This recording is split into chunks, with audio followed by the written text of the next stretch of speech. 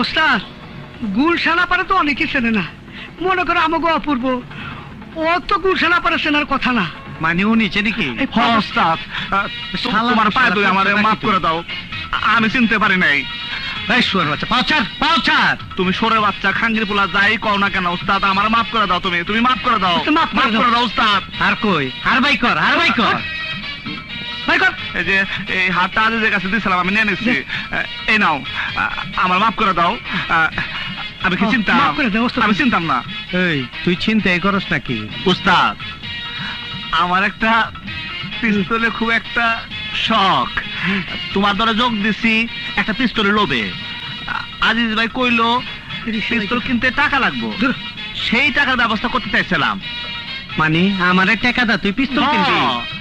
আজিজ ভাই সেরকমই তো কইছিল। এই শুয়োর বাচ্চা একচুয়ালি 2 নম্বর, শালা 2 নম্বর বাচ্চা। এই, আমি পিস্তল বেচি, আমি পিস্তল বেচি। তুই জানি পিস্তলে লে কারে কি কইরা হালাস? নে আমারটাই নে, ফুটাইতে পারবি তো? ফুটাই পারবি? এটা রিভলভার, হাত কাঁপে। উস্তাদ পারবো, হাত কাঁপে। আমার কাছে থাকুক উস্তাদ। তাই করলো আর মার খেলাম আমি। এই তুই তো মায়ের খাইছ তো 2 নম্বর লাগে, আমার তুই জীবন বুদ্ধি না জানা দিলে ও আর চিন্তাই করতো না। মায়ের খাইছে তো খালি খালি ওরা। তুই যে আমার কাছে মাপ চাইলি, ব্যাপারটা কিন্তু শেষ হয় নাই। কেন উস্তাদ? ওই গুলশানের কাছে যাইয়া তোর মাপ চাইতে হইব। হ্যাঁ চলো যাই।